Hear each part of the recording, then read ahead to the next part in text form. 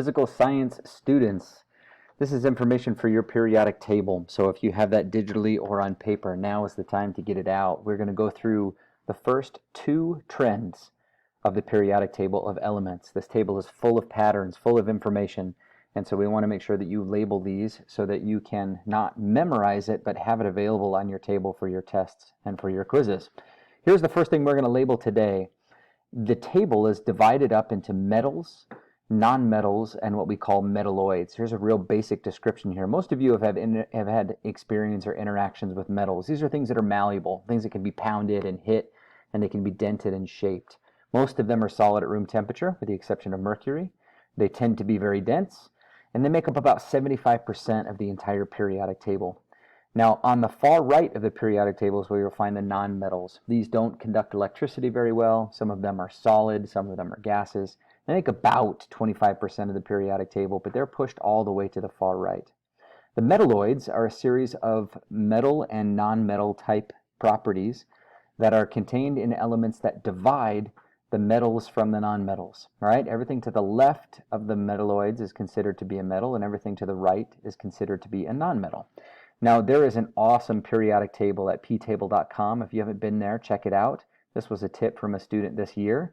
I'm going to show you that real fast. I'm going to switch over to it. This periodic table here is kind of information overload, but there's a lot that we can see. For example, if I come here to the metals, I bring my cursor right here to the metals, you'll see that most of the chart here, everything from lithium and beryllium all the way down through these lanthanides and actinides and all of these transition metals, and up here along even the metalloids.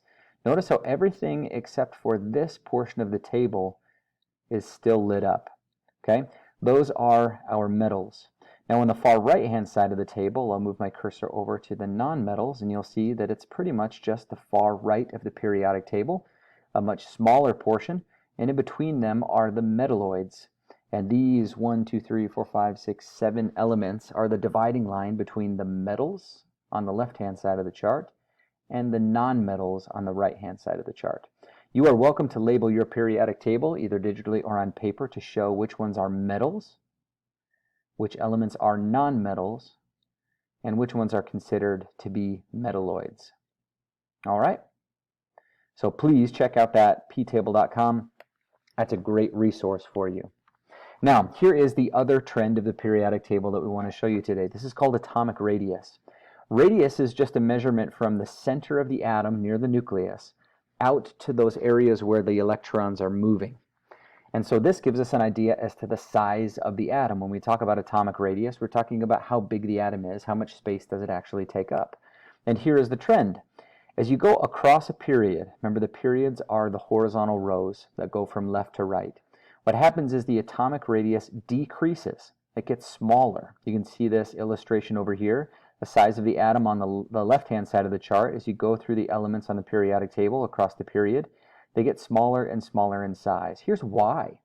There's a very strong attractive force in between the protons that are positive in the center of the atom and the electrons that are negative outside of the atom. So as you add more protons and add more electrons going along a period, that attractive force gets stronger and stronger, and it essentially pulls the atom closer and closer together.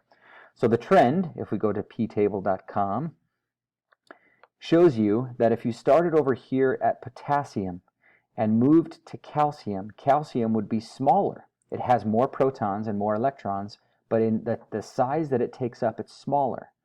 And scandium and titanium and vanadium, as you go across this period, the atoms get smaller and smaller and smaller and smaller in radius, okay? Until you get to krypton, which is the smallest in this period.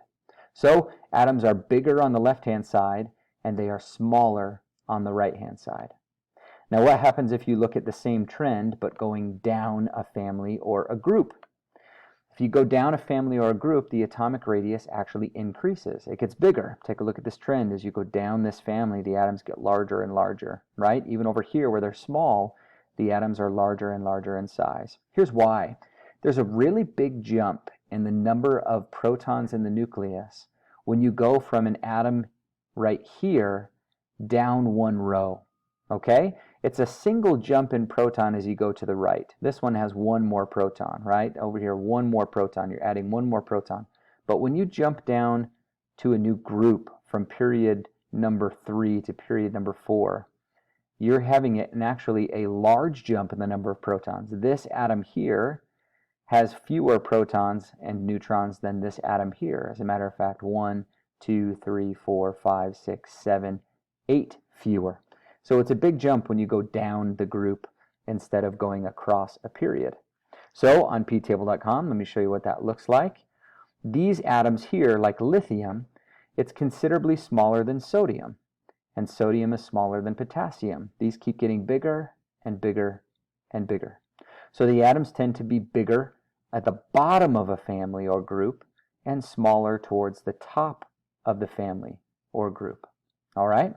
So when you put those two trends together, the atoms are largest to the left side and towards the bottom. And the atoms are smallest towards the top of a group or family and all the way to the right-hand side of the periodic table. And that's what you can see in this illustration here.